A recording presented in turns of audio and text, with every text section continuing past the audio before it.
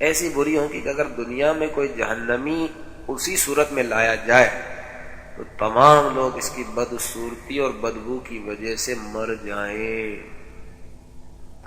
اور جسم ان کا ایسا بڑا کر دیا جائے گا، ایسا بڑا کر دیا جائے گا کہ ایک شانے سے، ایک کندھے سے، شانہ کہتے کندھے کو، ایک شانے سے دوسرے کندھے تک، دوسرے شانے تک، تیز سوار جو تیز گھوڑا چلاتا ہو اس سوار کے لیے 3 دن کی راہ، یعنی 3 دن میں جتنا فاصلہ وہ طے کرے گا اتنا ایک کاندھا اور دوسرے کاندھے کے درمیان فاصلہ، اور جسم جتنا لمبا، جتنا وسیع ہوگا عذاب اتنا ہی سخت ہوگا۔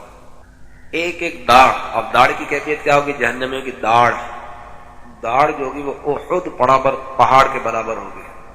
کھال کی موٹائی 42 ذراع، 42 گز ہوگی کھال کی موٹائی۔ زبان جہنمی کی 1 کوس 2 کوس تک منہ سے باہر گھسٹتی ہوگی کہ لوگ اس کو روندیں گے۔ بیٹھنے کی جگہ اتنی ہوگی جہنمی کے جو بیٹھنے کی جگہ یعنی جسم کا وہ حصہ جو زمین پر رکھ کر بندہ بیٹھتا ہے، وہ بیٹھنے کی جگہ اتنی ہوگی جیسے مکے سے مدینہ تک، اتنا اس کا لمبا ہوگا، اور وہ جہنم میں منہ سکیڑے ہوں گے، منہ ان کا سکڑا ہوا ہوگا، پر کا ہونٹ سمٹ کر بیچ سر کو پہنچ جائے گا، اوپر کا ہونٹ جو سکڑ کر وہ بیچ سر تک پہنچ جائے گا، اور نیچے کا جو ہونٹ ہوگا وہ لٹک کر ناف کو آ لگے گا۔ ایسی خطرناک اور خوفناک ان کی شکل ہوگی۔ تو اس سے یہ ان مضامین سے معلوم ہوتا ہے کہ کفار کی شکل جہنم میں انسانی شکل نہ ہوگی، کہ یہ شکل انسانی شکل کیا ہے؟ احسن تقویم، اچھی بہترین صورت ہے یہ، اور اللہ عز و جل کو محبوب ہے انسان کی شکل۔ کیوں محبوب ہے؟ کہ اس کے محبوب کی شکل کے مشابہ ہے۔ اللہ تبارک و تعالی نے اپنے نبیوں کو، اپنے محبوب کو انسانی شکل میں پیدا فرمایا، تو یہ شکل اللہ تبارک و تعالی کو اس لیے محبوب ہے کہ اس نے اپنے نبیوں کو بھی اسی شکل میں پیدا فرمایا، یعنی انسانی شکل میں۔ بلکہ جہنمیوں کا وہ حلیہ ہے جو یہاں ابھی بیان کیا گیا، انسانوں والی شکل ان کی نہ ہوگی، ایسی ڈراؤنی اور خوفناک شکل ہوگی۔ پھر کیا ہوگا؟ پھر آخر میں کفار کے لیے یہ ہوگا کہ اس کے قد کے برابر آگ کے صندوق میں اسے بند کر دیں گے، پھر اس میں آگ بھڑکائیں گے اس صندوق میں، اور اس پر آگ کا قفل تالا لگایا جائے گا، پھر یہ صندوق آگ کے دوسرے صندوق میں رکھا جائے گا، اور ان دونوں کے درمیان آگ جلائی جائے گی، اور اس میں بھی آگ کا قفل تالا لگا دیا جائے گا، پھر اسی طرح اس کو ایک اور صندوق میں رکھ کر اور آگ کا قفل لگا کر اس کو آگ میں ڈال دیا جائے گا۔ اب کیا ہوگا؟ اب ہر کافر یہ سمجھے گا کہ اس کے سوا اب کوئی آگ میں نہ رہا، یہ تنہائی کا عذاب مزید، آگ کا عذاب اپنی جگہ پر، تنہائی کا مزید، اور یہ عذاب بالا عذاب ہے، عذاب کے اوپر عذاب، اور اب ہمیشہ کے لیے اس عذاب میں وہ رہے گا، ہمیشہ کے لیے اس کے لیے عذاب ہے۔ پھر کیا ہوگا؟ جب سب جنتی جنت میں داخل ہوں گے، جتنے اہل ایمان جن کو جہنم سے نکال لیا جائے گا، جو اپنے گناہوں کے سبب جہنم میں جائیں گے، تو جب وہ جہنم سے نکال کے جنت میں داخل ہو جائیں گے، یعنی اب جنتی جنت میں پہنچ گئے سارے کے سارے، اور جہنم میں صرف وہی رہ جائیں گے جن کو ہمیشہ کے لیے اس میں رہنا، یعنی کفار، منافقین، مرتدین۔ اس وقت جنت اور دوزخ کے درمیان موت کو مینڈھے کی طرح لا کر کھڑا کر دیا جائے گا، پھر ایک پکارنے والا منادی، پکارنے والا پکارے گا، جنت والوں کو پکارے گا، وہ دوڑتے ہوئے جھانکیں گے، اہل جنت کو پکارے گا، وہ دوڑتے ہوئے جھانکیں گے، کہیں ایسا نہ ہو کہ یہاں سے نکلنے کا حکم ہو۔ پھر جہنمیوں کو پکاریں گے، وہ خوش ہوتے ہوئے جھانکیں گے کہ شاید اس مصیبت سے رہائی کی کوئی صورت بن جائے۔ پھر ان سے پوچھا جائے گا اسے پہچانتے ہو؟ جو مینڈا لایا جائے گا پوچھا جائے گا اسے پہچانتے ہو؟ سب کہیں گے ہاں یہ تو موت ہے۔ وہ مینڈا جو ہوگا، وہ جو موت ہے، اس کو ذبح کر دیا جائے گا، اور وہ منادی کہے گا اے اہل جنت، ہمیشگی ہے، اب تمہیں مرنا نہیں۔ یہ ان کے لیے خوشی پر خوشی ہوگی، اب تو جنت کی نعمتوں سے ہمیں تو ہمیشہ ہمیشہ کے لیے نعمت ہے۔ اور اے اہل نار، ہمیشگی ہے، اب موت نہیں۔ اس وقت ان کے لیے یعنی جنتیوں کے لیے خوشی پر خوشی، اور ان کے لیے یعنی جہنمیوں کے لیے غم بالائے غم، تکلیف تو تکلیف، عذاب تو عذاب، پھر اس پر موت بھی نہیں آنی۔ نسأل اللہ العفو والعافیہ فی الدین والدنیا والآخرہ، ہم اللہ تبارک و تعالیٰ سے معافی کا، عافیت کا دین، دنیا اور آخرت میں سوال کرتے ہیں۔ مسلمان جو جہنم میں جائیں گے ان کے لیے کیا عذاب کی کیفیت ہوگی؟ اللہ تبارک و تعالیٰ اپنے محبوب کے صدقے میں اس امت پر بہت مہربان ہے۔ ان کو جو ان کے شامت اعمال کے سبب عذاب ہوگا تو اس کو بھی پردے میں رکھا جائے گا۔ صلو علی الحبیب۔ میٹھے میٹھے اسلامی بھائی، ہمارا مدنی مقصد کیا ہے؟ اور ساری دنیا کے اصلاح انشاءاللہ عز و جل۔ ایمان و کفر کا بیان۔ ایمان کسے کہتے ہیں؟ ایمان اسے کہتے ہیں کہ سچے دل سے ان سب باتوں کی تصدیق کرے جو ضروریات دین سے، اور کسی ایک ضروری دینی کے انکار کو کیا کہیں گے؟ کفر۔ مان لینے کو، ان ضروریات دین کے مان لینے کو کیا کہہ دیں گے؟ ایمان۔ اور ان کا انکار، خواہ ایک کا انکار کرے، یہ کیا ہو جائے گا؟ کفر۔ اگرچہ کہ باقی تمام ضروریات کی تصدیق کرتا ہوں، سب کچھ مانتا ہوں، لیکن ایک کا انکار کر دیا جب بھی، وہ کفر ہے۔ اب سوال یہ پیدا ہوتا ہے کہ ضروریات دین کیا ہے؟ ضروریات دین وہ مسائل دین ہیں جن کو ہر خاص و عام جانتا ہوں، جیسے اللہ عز و جل کی وحدانیت، اللہ عز و جل کا ایک ہونا، انبیاء کی نبوت، جنت و نار، حشر و نشر وغیرہ۔ مثلا یہ اعتقاد، یہ ایمان، یہ عقیدہ کہ حضور اقدس صلی اللہ تعالیٰ علیہ وآلہ وسلم خاتم النبیین ہے، حضور کے بعد کوئی نیا نبی نہیں ہو سکتا، تو یہ ساری کی ساری باتیں کیا ہے؟ ضروریات دین کہلاتی ہیں۔ اچھا، یہاں کہا گیا خاص اور عام، دین کے وہ مسائل جن کو ہر خاص و عام جانتے ہیں، یہ خاص و عام کہا گیا نا۔ تو عوام سے مراد کون سے لوگ ہیں وہ بھی سن لیجیے۔ عوام سے مراد یہ نہیں جن کو کچھ پتہ ہی نہیں ہوتا، عوام سے مراد وہ مسلمان ہیں جو طبقہ علماء میں شمار نہ کیے جاتے ہوں، مگر علماء کی صحبت میں شرف یاب اور مسائل علمیہ سے ذوق رکھتے ہوں۔ تو وہ مسلمان جو علماء کی صحبت میں بیٹھتے ہیں، علم دین کے مسائل، دینی مسائل کا شوق اور ذوق رکھتے ہیں، عوام سے مراد وہ۔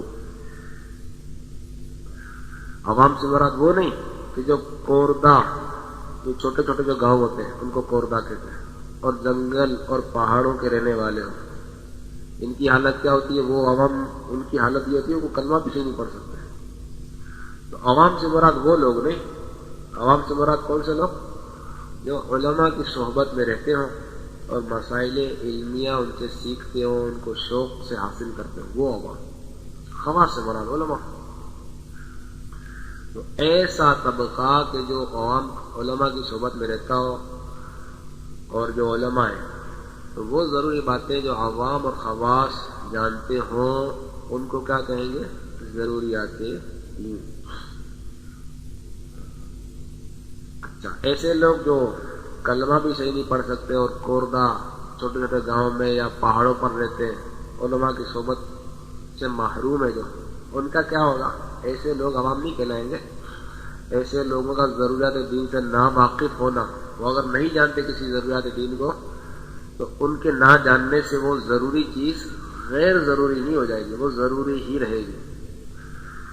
اب سوال یہ پیدا ہوتا ہے کہ وہ جو آپ نے کہا کہ پہاڑوں میں جنگلوں میں رہنے والے ان کو مطلب کلمہ بھی صحیح پڑھنا نہیں آتا اور ضروریات دین سے ناواقف ہونا اس ضروریات دین کو غیر ضروری نہیں کر دے گا، تو وہ مسلمان ہے یا نہیں؟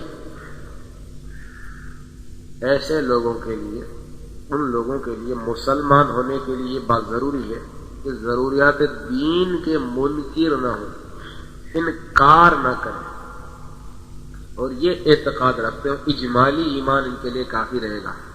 اتنا اعتقاد رکھتے ہو کہ اسلام میں جو کچھ ہے حق ہے، ان سب پر اجمالاً ایمان لائے ہو تو ان کے لیے ایمان کے لیے کافی رہے گا.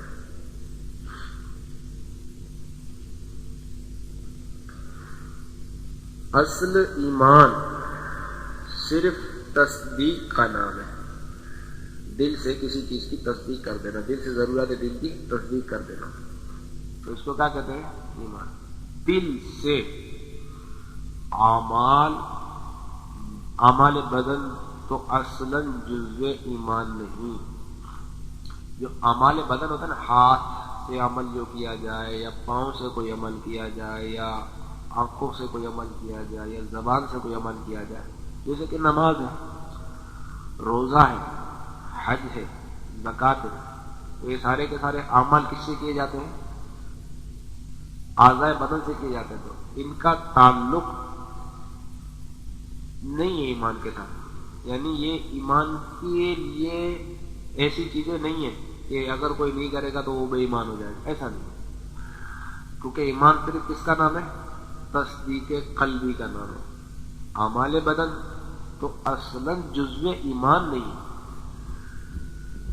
ایمانیت کے حوالے سے یوں تعلق ہے کہ اگر ان کا انکار کر دے گا تو کافر ہو جائے گا، لیکن کرنے کے اعتبار سے ایمان سے ان کا تعلق نہیں. اگر نہیں کرتا تو اس کا ایمان سلامت ہی ہے، نہ کرنے والا کافر نہیں کہلائے گا. ٹھیک ہے. اب رہا اقرار. سوال یہ ہوا کہ آپ نے کہا کہ ایمان نام ہے تصدیق قلبی کا، دل سے تصدیق کرنے کا ضرورت ہے دین، تو کیا اقرار زبان سے اقرار ضروری نہیں ہے؟ اس کی تفصیل یہ ہے، اقرار میں تفصیل یہ ہے کہ اگر تصدیق کے بعد اس کو اظہار کا موقع نہ ملا تو عند اللہ مؤمن ہے. مثلا رات کو کوئی کافر سویا، سونے سے پہلے اس نے ایمان اسلام کی حقانیت اس پر ظاہر ہوئی، کسی بھی ذریعے سے اس پر ظاہر ہو گئے. مثلا کسی نے اس پر انفرادی کوشش کی، اس کو مسلمان ہونے کی دعوت دی، کوئی مدنی قافلے کا مسافر وہاں پہنچا، اس کو دعوت دی میں اسلام قبول کر لے، کو سمجھایا اسلام کی یہ خوبیاں ہیں، ایمان لے آئیں گے تو جنت ملے گی اور کفر پر مر گئے تو جہنم. اس طرح اس کو اس نے سمجھایا انفرادی کوشش کے ذریعے. وہ اس وقت نہیں مانا، چلا گیا. رات کو جب اس کی باتوں کو وہ دوڑا رہا تھا ذہن میں، یار بات تو وہ صحیح کر رہا تھا، اس طرح اس نے اپنے دل کو تیار کیا اور وہ اسلام لیا. اس نے اپنے دل میں اس بات کی یعنی اسلام کی حقانیت کا اقرار اس نے کر لیا دلی دل میں. پھر زبان سے اس کو بولنے کا موقع نہیں ملا بیچارے کو، تو یہ عند اللہ کیا کہلائے گا؟ مومن کہلائے گا. اگرچہ کہ ہمیں اس کے ایمان کا پتہ نہیں ہے، ہم اس سے معاملہ وہی رکھیں گے تو کفار سے رکھتے ہیں، لیکن چونکہ یہ ایمان مرنے سے پہلے ہی لے آیا تھا تو اللہ کے نزدیک یہ مومن ہے، اس کے ایمان کا اظہار قیامت کے دن کیا جائے گا. تو اقرار میں تفصیل یہ ہے کہ اگر تصدیق کے بعد اس کو اظہار کا موقع نہ ملا تو عند اللہ وہ مؤمن ہے، اور اگر اس کو موقع ملا اور اس سے مطالبہ کیا گیا اور اقرار نہ کیا تو کیا کہیں گے؟ اس کو کافر کہیں گے. اور اگر مطالبہ نہ کیا گیا یعنی وہ اسلام لے آیا، دل سے اس نے تصدیق کر لی اسلام کی، اپنے آپ کو یہ سارے جو معاملات ہیں وہ کر لیے، لیکن اس سے مطالبہ نہیں کیا گیا کہ کلمہ پڑھ کے سنا تو مسلمان ہوا یا نہیں ہوا، کسی نے مطالبہ نہیں کیا اس سے، تو احکام دنیا میں کیا سمجھا جائے گا؟ کافر سمجھا، اس کے اسلام کا پتہ ہی نہیں چلا نا، کسی کو ظاہر ہی نہیں ہوا، نہ اس کے جنازے کی نماز پڑھیں گے، نہ مسلمانوں کے قبرستان میں اس کو دفن کریں گے، مگر عند اللہ وہ مومن ہے۔ اگر کوئی امر خلاف اسلام اس نے ظاہر نہ کیا ہو، یعنی اس سے کوئی ایسی بات ظاہر نہ ہوئی جو اسلام کے خلاف ہو، مثلا اس نے کسی بت کو سجدہ نہ کیا ہو اسلام لانے کے بعد، یا کوئی کفر نہ بک دیا ہو، اس طرح کوئی ایسا معاملہ اس نے نہ کیا ہو، تو وہ عند اللہ کیا کہلائے گا؟ مومن کہلائے گا۔ لیکن چونکہ اظہار اسلام کا مطالبہ اس سے کسی نے کیا نہیں، تو دنیاوی احکام میں اس کے ساتھ کافروں والا ہی برتاؤ کیا جائے گا، عند اللہ وہ مومن ہے۔ ضروریات دین کا انکار، مسلمان ہونے کے لیے یہ بھی شرط ہے کہ زبان سے کسی ایسی چیز کا انکار نہ کرے جو ضروریات دین سے ہے، اگرچہ کہ باقی باتوں کا وہ اقرار کرتا ہو۔ یہ پیچھے مسئلہ تھا، اسی کی وجہ کے وضاحت ہے۔ اگرچہ وہ یہ کہے کہ صرف زبان سے انکار کیا ہے، دل میں انکار نہیں، وہ بھلے یہ کہے کہ دل سے تھوڑی کہا، میں نے زبان سے کہا، زبان سے کہہ دیا حکم لگ جائے گا اس پر۔ کیوں کہ بلا اکراہ شرعی، اکراہ شرعی کی تعریف ابتدا بیان کی گئی تھی کہ کسی کو ایسی دھمکی دی گئی کہ اس کا ہاتھ کاٹ دینے کی یا اس کو جان سے مار دینے کی صحیح دھمکی دی گئی، اور وہ جس کو دھمکی دی گئی وہ بھی سمجھ رہا ہے کہ ایسا یہ کر لے گا اگر میں نہیں کروں گا اس کی بات پر عمل۔ تو بلا اکراہ شرعی مسلمان کلمہ کفر صادر نہیں کر سکتا۔ وہی شخص ایسی بات منہ پر لائے گا جس کے دل میں اتنی ہی وقت ہے اسلام کی کہ اس نے ایسے فٹافٹ کلمہ کفر بول دیا، دل میں کہتا ہے کہ دل سے نہیں بولا، تو تم نے بولا ہی کیوں؟ تیرے دل میں اتنی وقت ہی نہیں ہے، اس کا مطلب ہے جب چاہے انکار کر دیا۔ اور ایمان تو ایسی تصدیق ہے کہ جس کے خلاف کی اصلاً گنجائش نہیں۔ یہ تو ایک ایسی تصدیق کا نام ہے ایمان کہ اس کے خلاف تو تھوڑی سی بھی ذرے برابر بھی، اس کے کروڑویں حصے کے برابر بھی کوئی گنجائش ہی نہیں ہے اس کے خلاف۔